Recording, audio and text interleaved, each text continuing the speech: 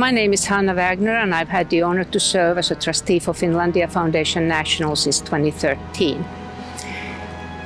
Today's program is the second segment of the novel Ice by Ulla-Lena Lundberg. This time, however, we will talk about Ice the opera. I have a great pleasure to introduce the composer of the opera, Jaakko Kuusisto, who will be interviewed by Pekka Hako, a former cultural counselor at the Embassy of Finland in Washington, D.C. Composer and conductor Jaakko Kuusisto, welcome. Thank you. Pleasure to be here. And thank you for taking your time to talk about your opera, Oh, sure. Ice, in Finnish. It was created 2019, and it is based on Ulla-Lena Lundberg's novel called Ice. And that was a huge success in Finland, actually, and it was some kind of bestseller, we can say that. Why do you think it was so popular? Well, I think it resonated on many levels. It's a gorgeous book. I enjoyed reading it very much. It's a big book. It's a long story, and I think it connects on so many levels. Of course, it's in a way it's a story about family and love. It's a story about the post-war Finland, which is we still have the generation alive who lived through all of that. It connects to religion. Society. It's a big story. So actually every family has some kind of connection to that too. One could say, and then of course the surroundings where it happens in the Finnish archipelago, which is very important to many of us. If you have to mention only one thing, the thing that made you to compose it, so what would you say? Oh, that's difficult to say one thing. Also, because I have a personal connection to the archipelago, to the sea. That's where I grew up, and I've actually lived on one of the islands for 1 year. That's close to where all this happens. So there was a number of reasons, but I was struck by when reading the book. The first thing that struck me that for a long time it seems that nothing really happens. Exactly, but you're looking at a huge picture of a time and era, and strange things occur, but you have this feeling all the time that something is going to happen, but what is it? I didn't know when I started reading the book. I didn't find out beforehand how it will end. So it kept me for 1,000 pages. It kept me in some kind of little suspense. Right.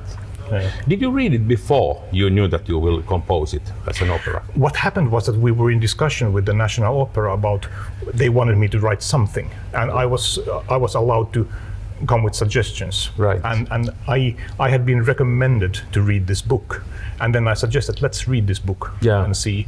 And then I read it and called them and said, I think this is it. Okay. And they agreed immediately. That's how it got started.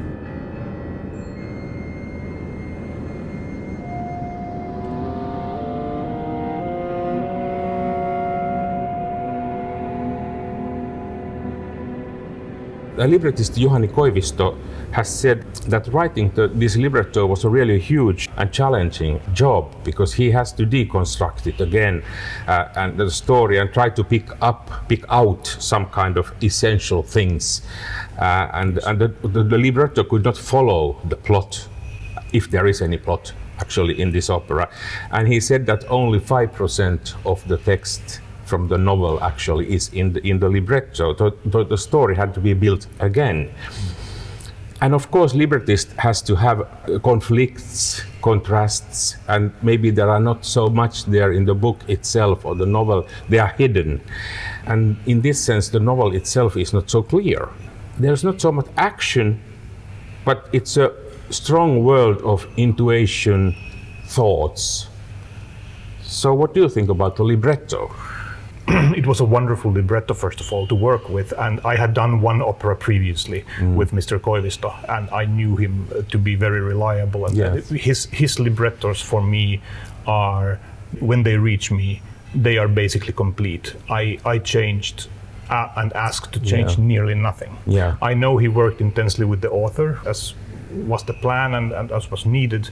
Of course, he needed to find out from Ulla-Lena what are the essential elements that need to be retained. Yes.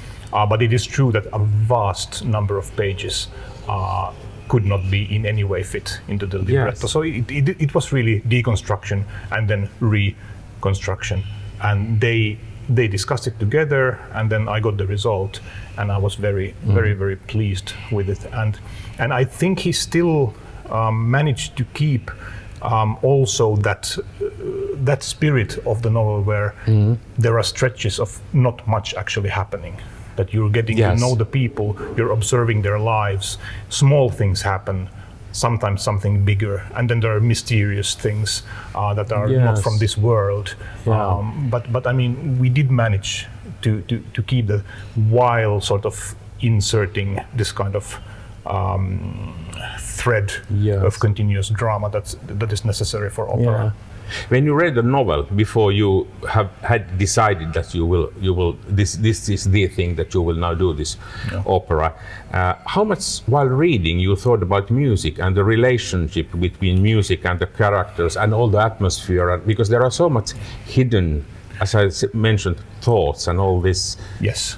Well, that's the thing. It started to musically speak to me quite early on, and it was specifically the nature, the sea, a great element for composers throughout our history of music. Because they can be also metaphorical and all this. Yes, and then of course the what we refer to as the guides in the opera, the people who are already in another dimension, but who somehow communicate.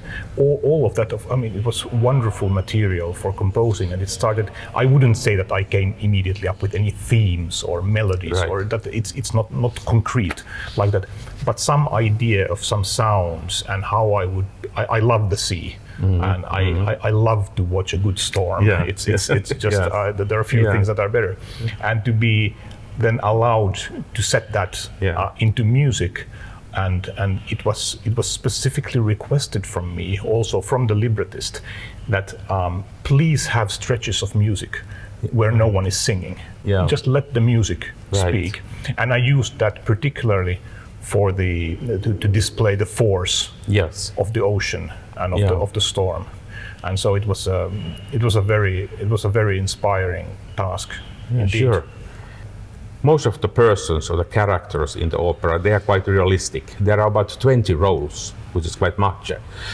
But there are two main characters, priest Petter and his wife Mona.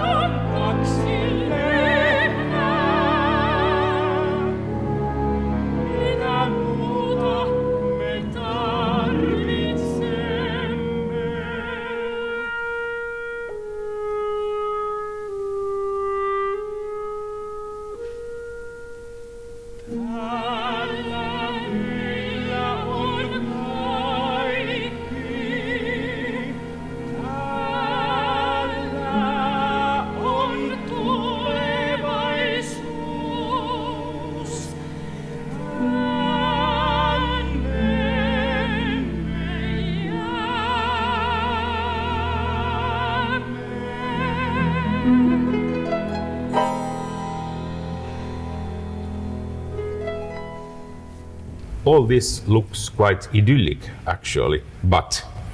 Yes, But there's a lot going on here Right. in the background. You have two people who are immensely different. Petter he's so nice, sympathetic. He wants to serve others, Yeah. Always before himself, even to his detriment. That's his weak point, if there is one. But he's incredibly warm. Mona, the wife, something really different. She's full of love Yeah. for her husband and for their children, but she has a terrible temper. She's angry. She is angry. Yeah. That's the driving force of Mona, is to be angry and somehow bitter. And impatient, maybe also. Yes. No. She's her tempo is totally Yeah, different from yeah. her husband, and there's a lot of tension on some levels Yes. on that. But then on the other hand, they do get along well. Yeah. When I talked with Mr. Koivisto, the librettist, he said that he softened a little bit Mona's character than what is it in the novel. But then Ulla-Lena Lundberg wanted to have it because maybe we can say it, but actually her mother is behind that character, and then Juhani made it first more traditional, but then it was changed. It was changed, And of course it was a good decision. It was very good. It was, of course, it is then more realistic as to the intention of the author, but it's also good for the opera. Yeah, exactly. Because you need these pairs which are a little bit contrast. Yes, and we'll discuss it later. But Mona then her character builds up to be very central. Yeah. For the opera, partially due to the certain type of failings of her husband, which he in no way means, but Right. he's perhaps a bit weak.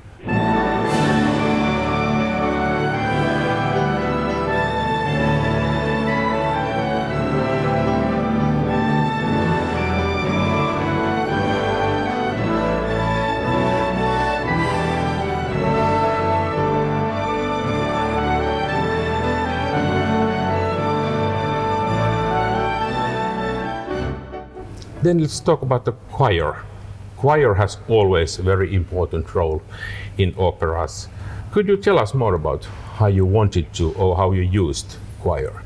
Well, yes, it was and is an important element, obviously, in this opera, because just alone because of the sounds that a good opera choir can generate, and the National Opera in Finland, their orchestra is wonderful. The choir is equally wonderful. It was a great tool to work with, and so of course they portray the people in certain scenes of the opera, but they also bring simply the sound and sort of the threat of the nature, the sort of presence of those in another dimension. And that also gives space to stage director and the visual elements when there's choir and music, and actually then the plot it stops. Yeah. And that's did you have any idea what you really wanted to do musically? Well, I wanted to use simply use the sort of persuasive power of a really good choir together with orchestra, knowing that there would be stretches of music where the words are not sort of the issue, but where you're painting a picture of something. And towards the end of the opera, the choir then is they take a more active role in sort of trying to intervene in certain events. They fail, but nevertheless, so the roles of the choir are many here. But I particularly was happy about the way the opera opens where you have the choir is, although it's basically sort of behind a little curtain or so it's vague who are these, what are these characters, but the sound is immediately there, and it creates this ominous feeling that something is going to go wrong. So choir is in the center, it's a community, it is something symbolic, it has different roles, it can be from outside something, but then there is one interesting role, it's Irina. She has came from somewhere else and joined the community, so who is she? What does she represent? Yes, she is the big exception.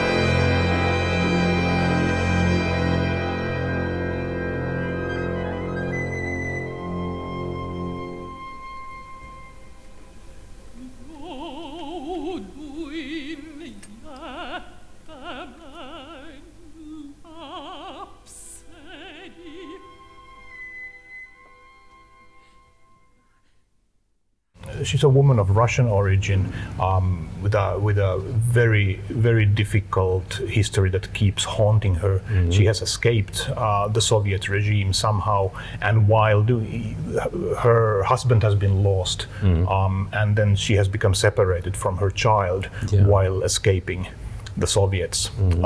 For what reasons we don't really know, but her role is really interesting for the composer, because basically all she's going through is the trauma of not knowing where her child is. She sings 3 arias in the opera, but they are basically variations of the one and same aria, because she has nothing else going on except where is my child, and being alone there, and it goes through some kind of evolvement process, and by the last one of these 3 variations, she gets kind of a relief, but she's left wondering at what cost. It's a tragic but very inspiring character for the composer, because that gave sort of a possibility to distance yourself from the daily action of the island. Right. She's always secluded somehow. And then there is another person, Anton, who is some kind of middleman, I would like to say. He knows the past, he has connection there, he knows the future, and he represents some kind of different outlook on the world, and he's strongly connected to the dead. So why is the spoken role? Why? Specifically to separate him from that he's not one of the normal guys. That was the thing. And the things he say, there are few, but they are very meaningful. So I also wanted to underline that by having him speak. He drives the boat that delivers the mail to the island. That's his job, but he's so much more, and he has this upper wisdom and connection that allows him to communicate, as you said, with the deceased, and he knows how to understand and listen to them. Though he says that doesn't really matter, because there's one place where he says that he knew beforehand that his wife is going to die. Exactly. There was nothing he could do about it, but he knew about it, and he's trying to somehow open up this possibility to Petter while driving on the boat. together. But sadly, Petter doesn't have that capability, Right. and that costs him then later. But yeah, he was Anton was a wonderful thing to have in the story. Of course, because of this mystic element in him, but also having a speaking role in the opera gives you also sort of musical relief at times. There is music with Anton, but it is a background. It's like some kind of picture of sound. There's not really any music actually going on there, but there is something. Yeah, and it's different than the other music. Yes. People often ask, in which order does composer compose an opera? From the very beginning to the very end. What is the case with Ice? Well, that's a very good question. In my previous work, I have also worked chronologically from the very beginning to the very end. In Ice, what happens is that when I got the libretto, the very first draft of it, I sort of I got stuck in one scene quite close to the end of the opera, and this is where Petter is now dead. Mona is grieving, and it, of course, being Mona, it comes out as anger. It's how could you do this to me? That's her thing. The text of that aria was so tragic and so powerful that I got completely fixated on that, and I realized that's the psychological climax of the opera by far. Yeah, that is my question. What is the culmination? Is it this aria or when Petter is drowning? I think you can see it both ways. For me, it's the aria, because Petter's death, though dramatic and sort of in terms of both music and scenery, it's a power scene. But to see the tragedy of this person then left alone in the world and how she begins to deal with it, there are the words that come out of her mouth. They were just, I thought for me that was it. So I started writing from that aria, which happens about maybe 15 minutes before the end. And that is really interesting, because that is exactly the same place where librettist Juhani Koivisto started to write his text. Well, there you go. So there is something really there, and I'm very happy I did it so, because the text was inspiring enough that it actually lent me a couple of thematic ideas for the music that I realized then later when I went back to the beginning, that okay, actually this is my building material.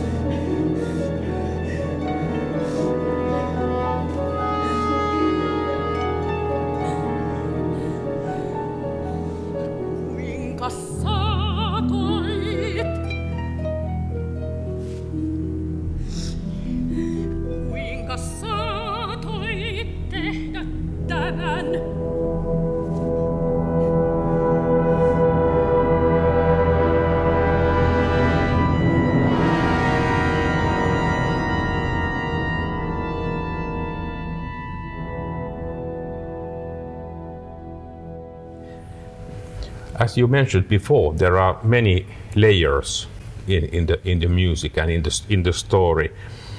So the presence of the sea is something like, I think, in Benjamin Britten's Peter Grimes. It is always there. You are surrounded by the feeling of the sea, and because it's some kind of it's free and you cannot control it too much, and the landscape is very strong. So how to compose the sea, the landscape, the islands, or the sound of the weather, or the ice, or even the sound of the ice? Yeah. The ice was more of a question.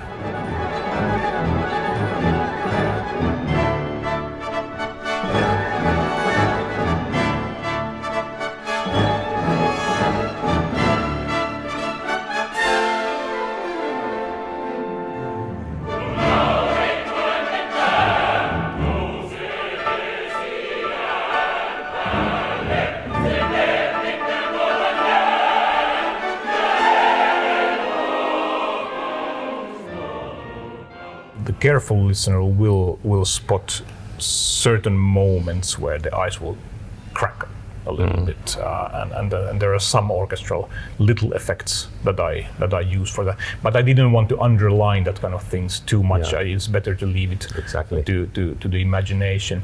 But in terms of the sea itself, it has to do with continuity of sound. You might have long stretches of seemingly little going on in the music, but within whatever sound there is something happening, and it's also a question partially of simply choices of instrumentation. Yes, I mean you can do very much. I mean, regardless of what the musical content is. Give one example. What do you score it for? I mean, for example, to just have maybe in the brass or lower woodwinds, just have some very long sort of dark sounds, and then have the strings maybe do some fluctuations within. The harp is wonderful for that.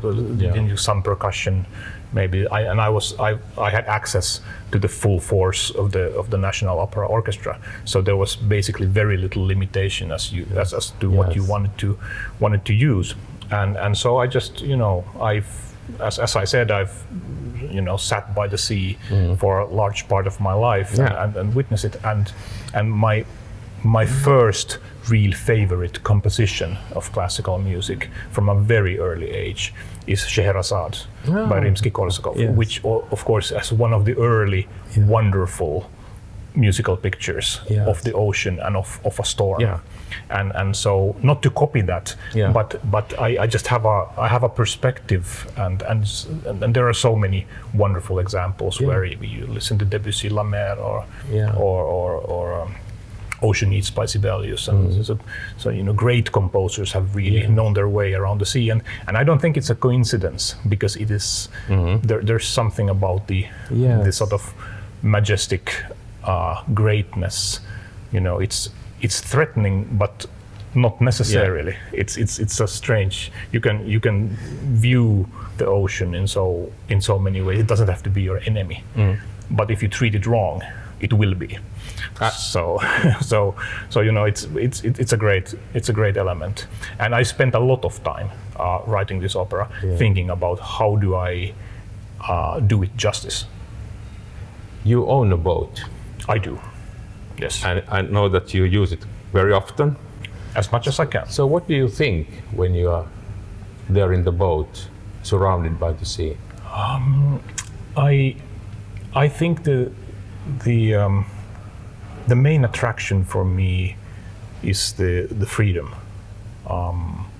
It is, people sometimes compare, if you have a motorboat, you drive it, and then you have a car and you drive it, and some people think that there's some similarity in that, and I always said none whatsoever. It's like you go out on the sea in the open waters, and then you realize I can go wherever I want, wherever this boat is able to take me.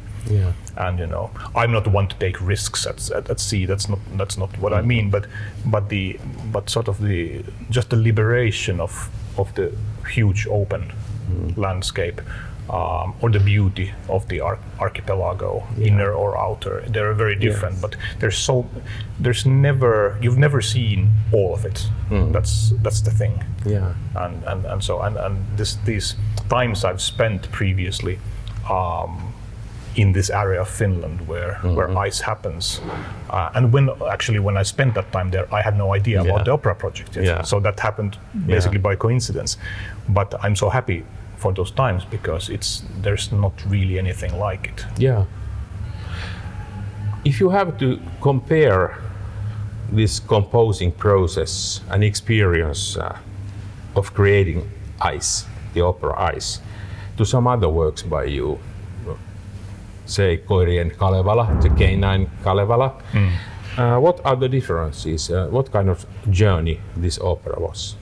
Well, first of all, the Canine Kalevala was a wonderful project in its time, and of course it's a much smaller scale work. But that was I thought it's probably the beginning of a process that then sort of allowed me to create Ice, the opera. There were some steps there between them, a couple of other operas that I wrote, but Ice is the biggest work from me so far, and all these previous things sort of prepared me for it. In terms of what the process was like, not that different actually, because both are based on a book that was then translated to a libretto, which I then wrote. But of course the purpose and aim of the works were quite different, and the scale. But I was lucky also in that Ice was not the first full-length opera either that I created. So I had one shot before it at sort of a full-scale opera, and I feel everything was just sort of building up towards Ice, and I was incredibly happy to get precisely that story then when the time came. I mean, in Finland, you have to understand, if you are a composer for opera and you get to write a full-length opera for the National Opera, that's the thing. Exactly. That's what you want. Exactly. And then that it happened for me with this story was just a joy. Jaakko Kuusisto, thank you very much. Thank you, pleasure.